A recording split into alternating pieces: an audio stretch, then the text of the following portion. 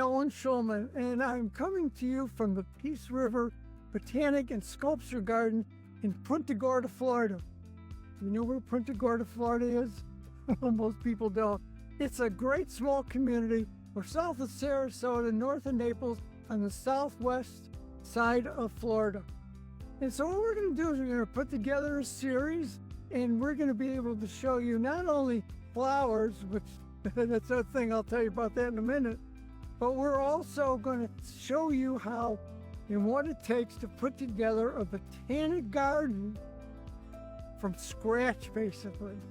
So this garden was started in 2017, the result of a vision of Roger and Linda Terrell.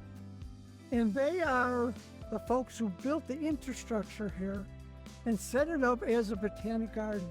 And so if you think about botanic gardens, 2017, and here we are, it's in the fall of 2025. It's not a lot of years.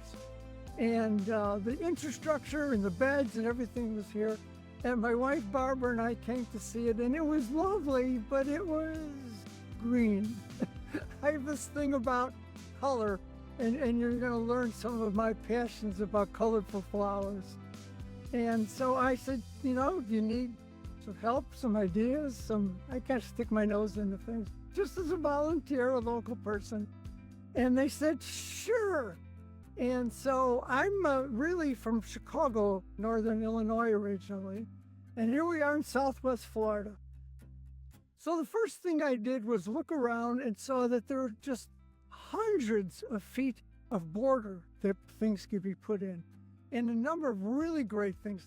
A butterfly garden, a bougainvillea demonstration garden, tropical plants from around the world that bloom and don't bloom. And so I said, can I help? And that's what I've enjoyed. What I really like doing is giving people a reason to smile. And I hope that throughout this series, I'm going to see a lot of smiles on your faces on the other side of the screen, if I could do that. So one part of what we're going to do during the series is show you what it takes to put the flowers together.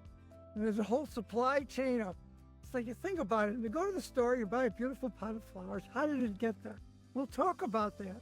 And so what the result of that is behind me, we had delivery of 3,000 assorted plants yesterday. And right now we're in the position of putting them into the garden in a special way. So we're going to teach everybody the A to Z's of flowers. And so in our beds, and you'll see behind me are just some of them, are 4 colored tags that have a picture of the flower, a large of the word. It's a begonia we have behind us. Some idea of what size they get and color.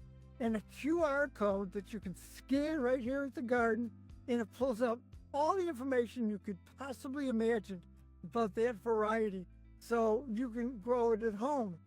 So let's think about this. We're talking about Florida. We're talking about the winter season. So we have 12 months of growing time here. And when I came to Florida to play in the dirt, is what I said, I found out that nobody much does this stuff here.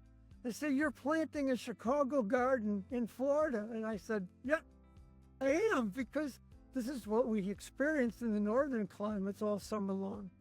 And so the flowers will have a 6-month, pretty much lifespan to them. They're going to come and go. If you think about it now, if you're in Chicago or New York or anywhere north, you know that the season's over when it freezes. We know that the life of these flowers that we're putting in here in November is pretty much going to be the end of April, May. Well, we just take what's left, just like when they're frozen up north, and we put in a new crop of flowers that can take the hot, bright sun here in Florida, which, quite honestly, isn't much different than it is up north during the summer. So we'll walk you through. We're going to show you different varieties, what can grow in the sun, what can grow in the shade. It's really simple. You dig a hole, you put some food in, you water the thing, it's happy, it grows. I talk to them occasionally. They talk to me if they're dry. They, oh, water me, you know. They talk about it. We'll do a little teaching, and we'll just create some more smiles. through our show, we're going to be giving you an update on how things are growing in the garden. So we're putting them in the ground today. Hey, you can take a look. These are really small plants. But other things we're going to look at, my friends here. This is Origami in the Garden. There's a man named Kevin Box who created this move. He turns folded paper into metal, small ones, large ones.